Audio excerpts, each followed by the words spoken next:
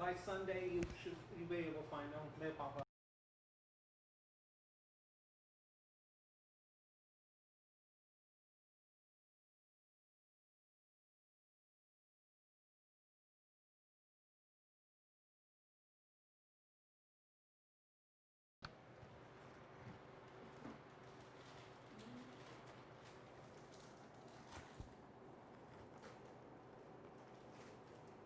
Oh, I'm gonna tell you guys something. You guys are getting so good on that man stuff. Oh man, I love you guys. You did really good Sunday. Well, you do good every Sunday, but I mean, you know what I'm saying? Guys.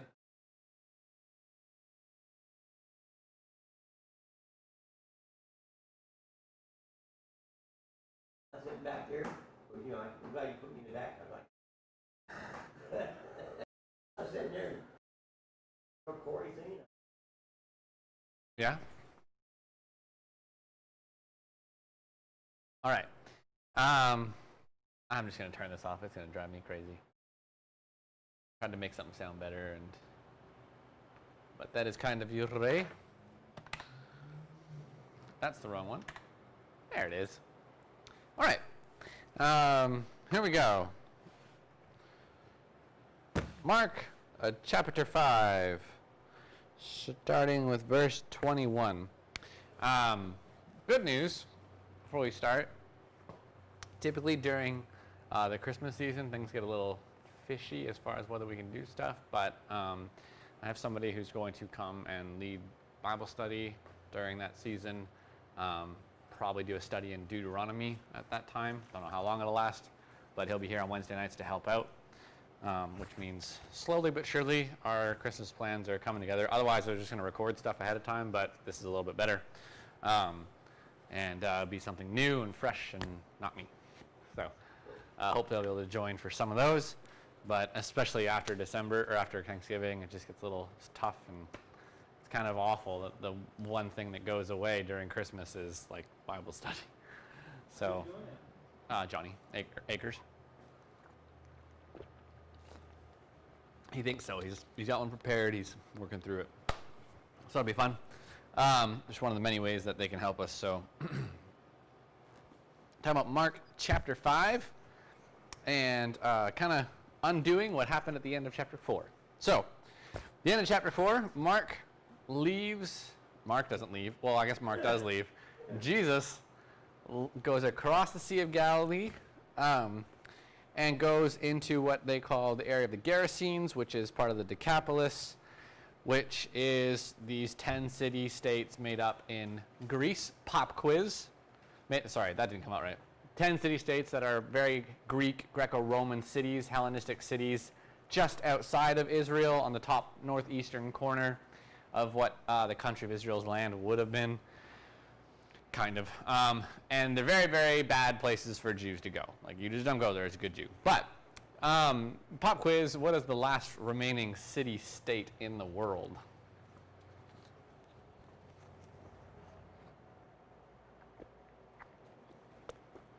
I don't expect anybody to know this, by the way. Okay. So city-state is kind of like autonomous large city where it's big enough that there's still multiple tiers of government, but you kind of have like a federal and a municipal government in the same place operating over the same area. And so it's like a country and a city all in one, and there's nothing else. And the last one that exists today is Singapore, which is still technically independent and still technically just a city unto itself. Anywho, so he does the thing in the Decapolis, he exercises the guy, and everybody says, go away, and so Jesus leaves.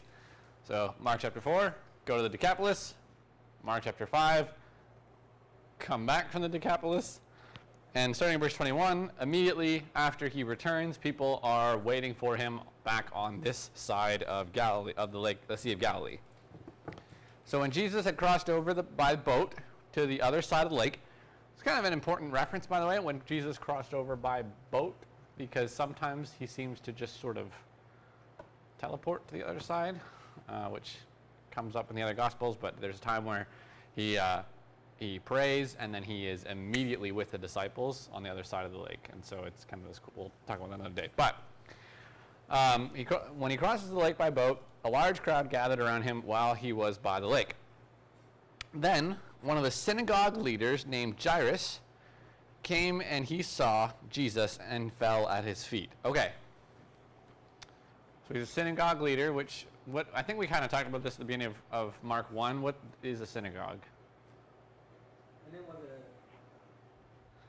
the Jews go to worship. Where the Jews go to worship? Yeah, so it's kind of like, can't go to the temple, so we have these little places where we can come together and worship as a corporate body, as a community, but they couldn't do sacrifices. So it's basically a little church. What is the difference, do you think, between a synagogue leader and a Pharisee? They can do the sacrifices, like, I don't know. I guess that depends if they're Levites or not, but not necessarily the case for either, or could be both. So no. No. So the Pharisees weren't necessarily synagogue leaders. Synagogue leaders would have been kind of just like modern pastors. They're the administrators and the teachers of that synagogue. There's a lot of rabbinical law and Jewish teaching that we don't get exposed to in the Bible because it's not from God necessarily, and it doesn't super matter to us. But they had a rule that basically said, in order for corporate worship to happen, you need 10 people. Sorry, for corporate teaching to happen, you needed 10 people. So if you had 10 or more, you could do this kind of thing. They have certain prayers that you could only say in groups. You needed 10 or more people. You could worship by yourself anywhere, but you had to be in a group of 10. So the synagogues were typically church leaders that led these group of 10 or more, reading through the Torah, teaching what it means, I just banged my mic real hard, spending time in worship. Is that what that people say, what, 10 or more are gathered? Is that what that came from? They usually say where 2 or more are gathered. Yeah. No, that is something that Jesus says in reference to church discipline. So like if I go to a church and there's a problem with a leader in the church, like he's having an affair or there's something going on, it's the church's responsibility to hold that person accountable. And to do that, you go with that person to the church leader and address it. And then if that doesn't work, you address it with the church leadership, like the deacons or whoever, and then if that doesn't work, with the corporate body of the church in front of everybody. Christmas that one year. Yes, and that's exactly what we followed. And the thing is, so when it says where 2 or more are gathered, that's what it's discussing. But most people are like, repeat that in prayer about just the people worshiping. You don't need 2 or more to worship. You don't need 2 or more to be praying. The big problem with that is it makes it sound like if I pray by myself, it's not very effective. Yeah. That's not the point of that scripture verse. So one of my big pet peeves. So yeah, not that. We don't really have an application for this. It doesn't come from the Bible. I think most Christians don't really care or know about it. It doesn't matter. But that's what the purpose of the synagogue was, to gather as a group and worship together when you couldn't get to the temple. You could not sacrifice at the temple. Pharisees weren't necessarily synagogue leaders, and synagogue leaders weren't necessarily Pharisees. Pharisees are more the like political-ish cultural leaders that had some education in Jewish law and teaching. So this is basically a preacher, a pastor, church leader, seeking Jesus, but a Jewish church leader. He pleaded earnestly with him, "My little daughter is dying. Please come and put your hands on her so that she will be healed and live."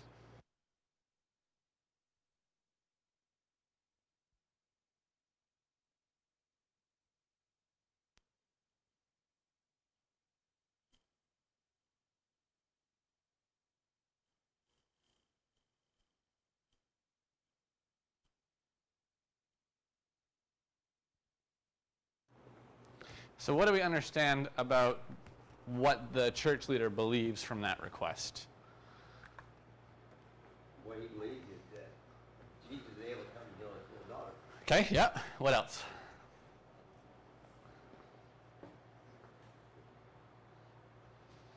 Jesus can heal his daughter. He recognized who Jesus was. He recognizes Jesus is a Is powerful healer, teacher. What else? What does he actually ask Jesus to do? Come put his hands on his daughter. So that he will be healed. It should be healed.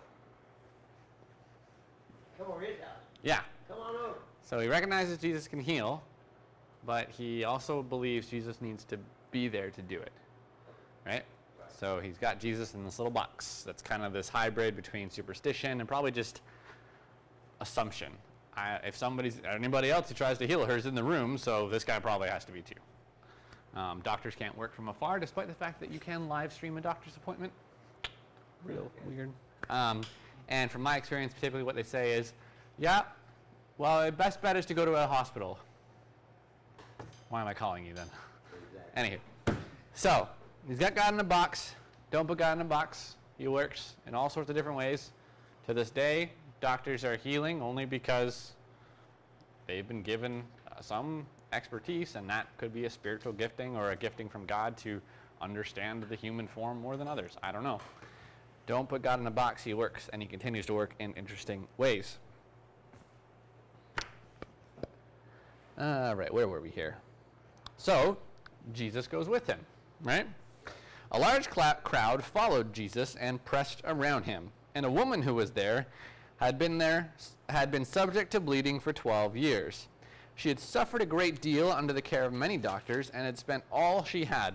So that hasn't gone away. This still happens, right? Like, people lose everything to hospital bills. Yeah. It's a problem.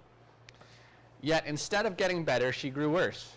When she heard about Jesus, she came up behind him in the crowd and touched his cloak, because she thought, if I just touch his clothes, I will be healed. So, immediately the bleeding stopped, and she felt in her body that she was freed from her suffering.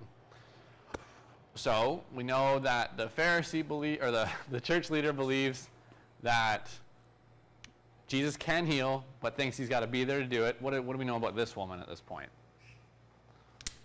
She just believed it and like, if I touch him, I'll be healed.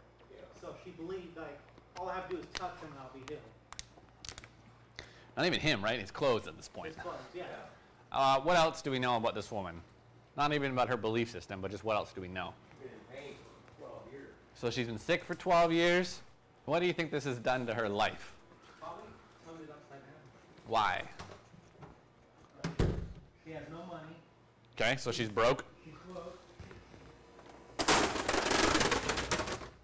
From the inside. She's bleeding. Her right or left got this thing infected her. What happens in this day and age, in this culture, with somebody who's bleeding? What about the Jewish people? They don't have Band-Aids. Well, they got cloth. You got non-sticky Band-Aids. Yeah. Right? So somebody who interacts with blood is considered unclean in the Jewish culture, right? And so they have to go through a time of cleansing. Even just women's menstrual cycles, there is instructions on how they go through a time of cleansing in the Levitical law, because they are interacting with blood. You can't do that as a good Jew. You can't do that as a Jew in general. Also, if you touch blood and haven't gone through that time of cleansing and touch somebody else, they are now unclean. So basically they think Jesus is unclean because well, oddly enough, we don't get to that point, but somebody probably did, and that's one extension of this, except for what happens after, which is probably why they don't. But it's a good logic, right? Like, if she's unclean, technically if she touches Jesus, Jesus would be unclean, except that he's Jesus and can break past that. But anybody she would have interacted with would have considered to be unclean. So because of their law and her illness, she has essentially been ostracized by society for 12 years, unable to interact with other people. If she was married, she couldn't interact with her husband over 12 years. She couldn't be in the same room. This would have destroyed her life. And as a woman in this society, if you're not having children and married, you are of no value. So this would have wrecked her life. Like, there's more than just this is an irritation or an uncomfort. Wow. Her press, okay, Jesus is walking with all these people around him, and going up and touching him. She had been touching on other people. I don't know why that come in my mind, but So, she is willing to risk being ridiculed yes. for this. Why do you think, well, I don't think we got that far yet. Hold on. So she's touched Jesus, who now is kind of maybe unclean. Good. Okay. And at once Jesus realized the power had gone out from him. This never happens again. This phrasing, this concept of Jesus' power being moved around or transmitted or spent, this is never spoken about again. It's a really interesting thing. There's a couple places in the Bible where something like this happens. Elisha asks for a portion or a double portion of Elijah's spirit as a gift. The leaders of Israel are given a portion of Moses' spirit that God takes from Moses and gives to them. So it doesn't happen a lot, but there's this interesting interaction between the presence of God and power, and so this is just the only place where we see this written down. It's a fascinating thing that we don't really understand, but there seems to be some sensation of the work of the power of Jesus in this moment. And so he says, who touches my clothes? Why on earth would he ask this question? Because he got that power off. Okay. And? Should he be worried about that? No, I think he wanted to, well, he said the problem left her as soon as she touched him, so she had to know that. Yeah. I think he turned around for a reason and said it, for a reason, yeah, something in mind for asking that question. Okay, so let's just read on a little bit, but keep that question in mind. You and the disciples, who unfortunately I relate to too often, go, are you serious, man? Like, there's a mob of people bumping into you. Who the heck? Everybody touched your clothes, probably. Right? So they say, you see the people crowding against you, his disciples answered, and yet you can ask, who touched me? I love this. Not, and yet you asked, and yet you have the audacity to ask who touched you. You can ask who touched you. It's an interesting detail. But Jesus kept looking around to see who had done it. And the woman, knowing what had happened to her, came and fell at his feet, trembling with fear, and told him the whole truth, which is very important when it comes to speaking with God. He said to her, daughter, your faith has healed you. Go in peace and be freed from your suffering. The whole truth is what Mark has already written down. So if you think about it for a second, how did Mark have this information? Well, he's here. Yeah. Peter's here, and we know that he works with Peter to write the book. So when she shares this, what she shares is that she's been sick for 12 years, that she's tried doctors, she's tried everything but Jesus, and now here she is, right? So that's the whole truth. When you go to Jesus, you have to tell him the whole truth. What ails you, what you've tried, your sins, your, like, everything. That's how it works. You have to humble yourself. We'll talk about that at the end. And he says to her, daughter, your faith has healed you. Go in peace and be freed from your suffering. So, why did Jesus ask, who touched my clothes? Ow. Yeah. Why did he ask to touch his clothes?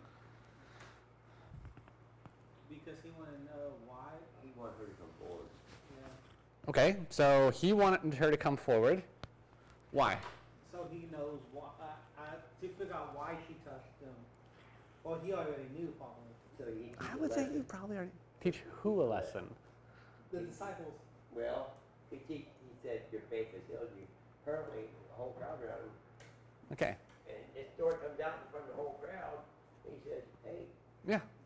don't worry about it. Your faith healed you. What- He's here. And that's excellent. Like that's the right path to walk down, but there's like another few yards of it. Okay. So, for one thing, he's now showing the crowds and the disciples it's her faith, not the superstition of touching his clothes, right? And okay, that's really important because there's a superstition about a holy cloth, right? Yeah. So, which is, oh shoot, what's it called?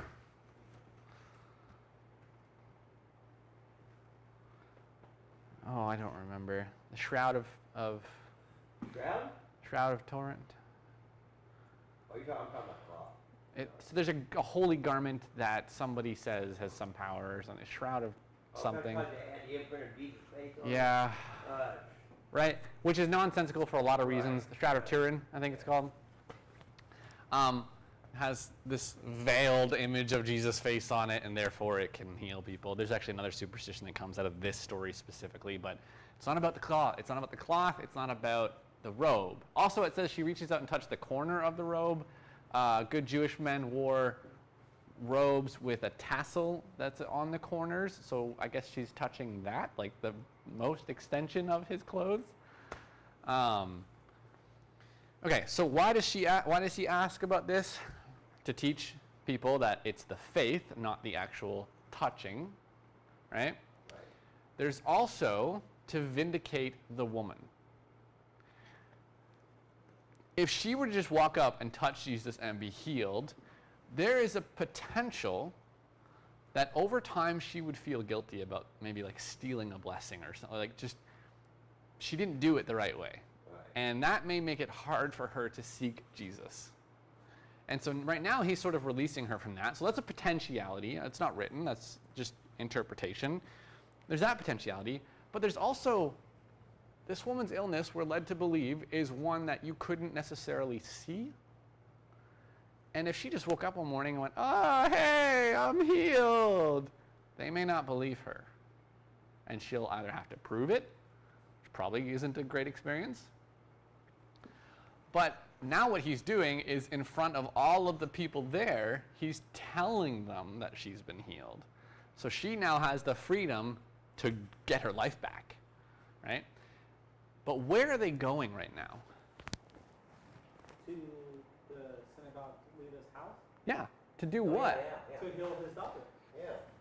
So, on the way to the house, he stops, which must be just gut-wrenching for Jairus, right? But he stops, but to prove it's not about the touching or the presence of Jesus in that moment, it's about your faith. And so he's also working, I think, on Jairus a little bit here, right? So these two stories are connected for a reason, and we'll get into the different, there's some amazing links and sort of correlations between them as we go. This is how we have to read the Bible, right? Don't forget that the story, because you might hear somebody preach about this story in itself, just the woman who touches Jesus' cloak, right? That's fine, but understand that it happens in the middle of a bigger picture that the bigger picture makes a lot more sense with it in it. Like, you kind of have to keep them together, and there's much more interesting lessons that come out of it when you realize that this is happening while they're on the way to Jairus' house, bumbling through the crowds, right? And there's some amazing parallels and opposites happening. So when you read the Bible, you can kind of always go up and down. We haven't done anything too exasperating here or any like deep scholarly work, as much as we've just we've read a bit and then questioned, what does this part have to do with this part? And just do that, and you'll get more and more out of the Bible as you go. It's a skill set that you can learn over time. So, moving on. But Jesus kept looking around, so he said to her, "Daughter, your faith..." Oh yeah, this is the only time Jesus calls somebody daughter, ever. Why? Don't know. This is the only time it is recorded that he calls somebody daughter. He doesn't call Mary daughter, or Mary or Martha daughter. He doesn't. None of the women he interacts with in his life does he call them daughter. The woman at the well, nothing like that. So there's something important here, or at least it's the only time it's recorded. I try not to put a whole lot of weight in that kind of stuff because we don't know when else it was said, and it may feel important to us because it's a loan word, but maybe Jesus said it to women all the time. He seemed to say it to men all the time. So, I don't know. Not that they're daughters, but that they're sons. You know what I mean? All right. So, go in peace and be freed from your suffering. While Jesus was still speaking, some people came from the house of Jairus, the synagogue leader. "Your daughter is dead," they said. "Why bother the teacher anymore?" Remember, he has just proven to Jairus normal circumstances and situations don't matter. Still, it's got to be hard to hear your daughter has died. Overhearing what they said, Jesus told them, "Don't be afraid, just believe." So, how do you not be afraid about something? You can't battle it. You can't think you can, you can't train to be strong enough to not be afraid. You can't study to be smart enough to not be afraid. The only cure to fear is faith, right? And so it's one thing to say to somebody, don't be afraid. I think it's a different thing to say to somebody whose daughter just died, don't be afraid. There's not a lot of sense at this point in time. So this point is, we've just seen faith works. It'll work again. Calm down. He did not let anyone follow him except Peter, James, and John, the brother of James. Why these three? His closest students. So there is this sort of teaching and understanding. This is sometimes called the inner circle of the disciples. I got a question for you. Teacher's pets. How about these are the three that caused the most problems, aside from Judas? Right? I read something earlier today and I was like, oh, that's actually hilarious and very true. These are the three that he needs to keep his eye on. They become potent and powerful people for the church. But that's probably because they're pretty extreme individuals, and often it's like, hey, put my sons at your right and left. And James, no, calm down, don't do that. But somebody said maybe these are just the troublemakers and he needs to keep an eye on them. I thought that was fun. It gives me hope. So, when they came to the home of the synagogue leader, Jesus... Oh, it's coming back. Hey, we're back. He didn't miss anything.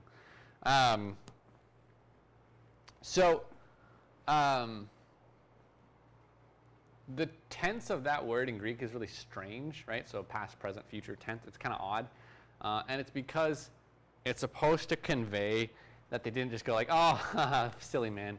They ridiculed him. They continued to laugh at him and make a scene of this. It wasn't just no, this is something they continue to do, and so it ends up coming across kind of strange. We just don't get that in English. And so, fallout, he took the child's father and mother and him. So, they very quickly go from mockery to ridicule, or from mourning to ridicule, from mourning to laughter. These are not actually sad people. These are paid mourners. And this is a practice that still actually exists to this day in Egypt and in Eastern countries. And you can still actually, and from what I remember watching something recently, there is a service online that you can go to rent a mourner to come to a funeral. And they will make up a story about being a long-lost relative or an old friend to help lend some, I don't know. I don't get it. But back in the day, there was a rule that you had to pay for 2 flautists and a professional mourner at least for a funeral. You had to buy 2 flautists and a professional mourner. The more stance and prominence you had in society, more likely you'd pay for more mourners. As the leader of the church, chances are he probably had quite a few mourners there. They're not actually sad. It's just a respect thing in that culture, and it boggles my brain. So, anywho, he puts them out because they don't really need to be there. There's no point in them being there. If anything, they're going to cause Jairus to doubt, right? So there's really no merit in them being there at all. And so he shuffles them out of the room, and he took the daughter by the hand, and he said, Talitha cum, which means, little girl, I say to you, get up. Do you have any idea why this phrase is written this way? Talitha cum. Cum. Because he said that the girl just asleep.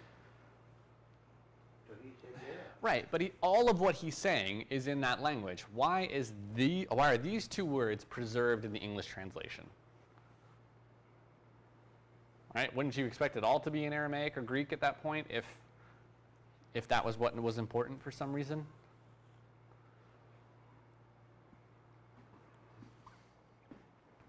Have you ever, like, I've seen sermons titled this before and stuff, like, people make a big deal out of these two words, which is sad because that's not the point. The reason they're preserved is because they are intentionally made as simple as possible. So if Jesus is speaking in Greek or Hebrew, he says talitha kum in Aramaic, which is the sort of common tongue and would be something that not an educated person would use. Though an educated person might use it, but like it's the language of everybody. Everybody can speak it. And if anybody's doing any sorcery or witchcraft, they're not going to use the common tongue. They're going to use a different language. And so this is basically there to say, literally all Jesus says was, get up, girl. There's nothing special about what he said. The downside to that is nowadays in English, it's like lifted as something special in order to preserve its dumbness, for lack of a better phrase. So don't worry about what the words are. There's nothing special about them, and that's the point. Is he just says, get up, girl, and it's the power of the faith that does it. So immediately the girl stood up and began to walk. She was 12 years old. At this they were completely astonished. He gave them strict orders not to let anybody know about this and told them to give her something to eat. Okay, so we're not going to go into chapter 6 tonight. Why do you think he gave them orders not to tell anybody? Because when you tell you. Yeah, that would be my guess. I actually don't know for sure. I didn't really look at this much. This is always my assumption. Whenever Jesus silences somebody or tries to, it's because it's going to cause him too many problems and push him to the cross too fast. He's already got my people. And we will talk about this on Sunday. There is a really good reason for him to slow down his progression towards the cross, which is a direct result of his connection, like how close he emulates God. To slow that down and try to calm the spread of that information, there's a really good reason that it takes the amount of time that it does. So we'll talk about that on Sunday. Let's look at just the parallels between these two for a minute. So, how long is the girl sick? The woman sick? 12 years. How old is the daughter? 12 years. So you got 12 years of joy with the daughter and 12 years of utter despair as an invalid, right? And so you have an interesting parallel there. Not necessarily a whole lot to put stock into, but it's a very interesting thing. Jairus was a relatively important man. He's a leader of a church. He's got his mourners there. There's an assumption that he was probably somewhat wealthy, just based on his status and the fact that he has a bunch of mourners in the way. The sick woman has exhausted her entire life's resources on medical bills and is basically destitute at this point. So you have an important man who's somewhat wealthy contrasted to a nobody who's broke. And then you have the Jairus goes to Jesus and publicly asks for him to come heal his daughter. Yeah. And the woman comes and tries to sneak it, privately, stealthily be healed. And as a result, what we get is Jesus is asked to go to Jairus' house. He needs Jesus to do a whole bunch to make it happen. But the woman, Jesus doesn't have to do anything. All she has to do is touch his cloth. He doesn't have to do a thing. So Jairus expects a lot of Jesus. The woman doesn't need anything from him except his presence. And you get these polar opposites. And what ends up happening is Jesus sort of flips these two things around. He delays going to heal the daughter, right? They have to take that journey. He stops to worry about the woman. But he immediately has the woman healed. And she is declared healed, and her healing is done publicly, where Jairus' daughter is done in secret. And so you get this flip-flop. Here comes an important man publicly needing God's help who is helped privately, and you get a nobody who privately seeks God's help and is shown publicly to be loved by God. a very interesting contrast, the way God or Jesus flips it on his head, which is totally in keeping with everything else that he does. He's constantly taking the normal understandings of the Jews and of the people of the day and going, nope, it goes like this. What's the Sabbath for? Not you, it's for God, right? Like, he's constantly going back and forth. So there's some amazing parallels between the two, that those things happen on the same journey is kind of cool. So was the little girl dead or asleep? She's dead. Yeah. But why would he say she's asleep? Because death is like a sleep. Sort of. I meant to talk about this, so I'm glad you asked. So it's a little tricky, right? Like, I think I've always read it this way, and it's not really the case. But I always assume Jesus is just like, oh, you silly people, she's asleep. Get them out of here. Like, just trying to get them out and get them to shut up. That's not the case. Like, Jesus just is living in a connection and in a world where reality is different. To be dead by human standards is not something that Jesus is bound to. Right? He experiences the world in a deep connection to God, and that is different. And so to him, it wouldn't make any difference. When you have access to the power of God, there's not a difference between being dead or asleep. So in his world, it didn't matter. All right, come on, let's go, girl, get up. It's time for school. Go get breakfast. That'd be so cool to witness. Be cool to witness. It'd probably kind of suck to be the girl. Yeah. I mean, she'd have to live through the pain of that, whatever caused that, and then also not be in heaven. So that might be a little tricky. And it's the same thing with Lazarus, right? Like, Yeah. Lazarus has been dead for a few days. He's got to pull him back out of that. In Jesus' mind, it's not resurrecting from the dead. It's just giving him back to the people on earth instead of leaving him with God. So potentially, I don't know how he... would you do that, like, That's a difficult question to answer. It's a brain teaser I like to give people when we work through John. Jesus cries, and my mom always asks, why do you think Jesus cries before he resurrects Lazarus?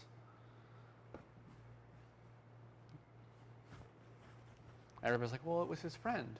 He's like, Well, yeah, I but would say he's... that, but I thought, no. He's about to resurrect him. Why would he be crying, right? Like, if the reality was he was crying because his friend died, that would express to me he's kind of concerned about whether or not his friend is gonna, like, that doesn't make any sense to me. And he wasn't really one for personal attachment. Like, he didn't seem to really get that close to anybody but God.